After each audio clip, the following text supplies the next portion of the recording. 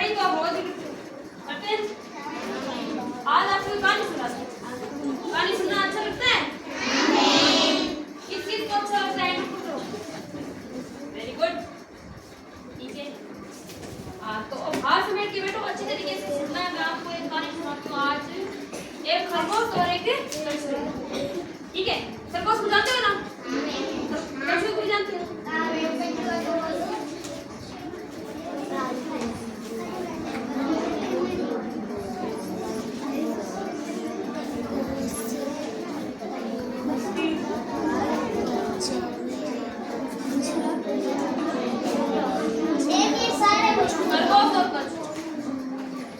खरगोश जानते हो ना? व्हाइट भी होता है, ब्लैक भी होता है, ब्राउन भी होता है, बताइए। और कछुआ कहाँ रहता है? पानी में रहता है ना? वो क्या होता है? कठोर होता है। और उसमें क्या कला होती है? वो अपना मुंह अंदर भी डाल सकता है। डालता ही नहीं डालता? तो चलो, एक बार एक जंगल था। जंगल जानते हो ना? जानवर, पेड़ पौधे होते हैं, ठीक है। वहाँ पर एक खरगोश और एक कछुआ साथ साथ रहते। खरगोश वहाँ पानी पीने जाता तो कछुआ वहीं रहता, तो क्या हुई? बातचीत हुई और वो साथ साथ रहते। तो एक दिन खरगोश ने कहा कि मैं सबसे तेज भागता हूँ। कछुए ने कहा नहीं, मैं भी भाग सकता हूँ। तुम अकेले थोड़ी भाग सकते हो, है ना? मेरे भी पैर है, क्यों? तेरे भी चार पैर, मेरे भी चार, मेरे भी भाग। तो एक दिन खरगोश ने सोचा कि हम दोनों आज क्या करें? रेस लगाएंगे और जो जीतेगा वही पता चल जाएगा वही तेज दौड़ता। अरे भाई, जो पहले पहुंचेगा पता है वही तेज दौड़ेगा ना। तो उन्होंने एक पेड़ को चुना कि उस पेड़ तक पहुंचेगा जो पहले, वही सबसे तेज भागता। तो दोनों ने रेस शुरू की और भागने लगे। और खरगोश तो आपको पता ही है, कूदते चला गया। वो तो काफी दूर पहुंच गया। तो उसने आगे जाके पीछे देखा तो कछुए महाराज तो कहीं दिखाई नहीं दी। उनको तो आसपास भी, है ना? वो तो धीरे धीरे आ रहे हैं ना, आराम से।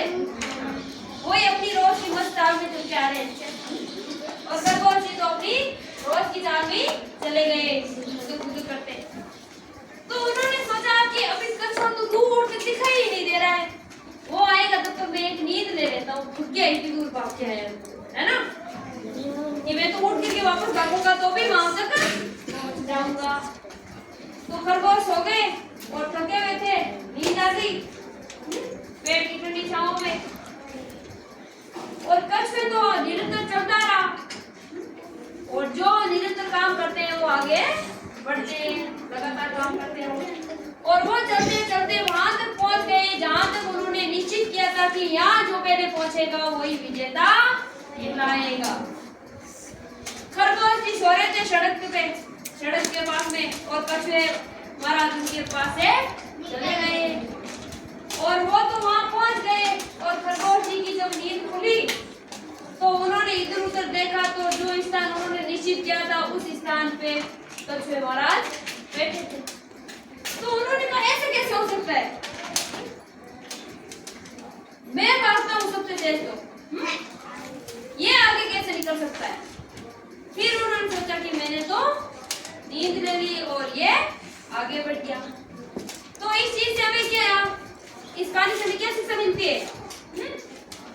कि हमें अपनी क्षमता पे कभी घमंड नहीं करना चाहिए, क्योंकि सब में अपनी अलग अलग क्षमता होती है। किसी में तेज तो किसी में धीमे, किसी में ज्यादा, किसी में कम, किसी में कुछ, किसी में कुछ, है ना? सब एक समान हो जाएंगे, सब एक समान हो जाएंगे तो ये दुनिया का चक्कर कैसे चलेगा? आई समझ में? भूलोगे नहीं?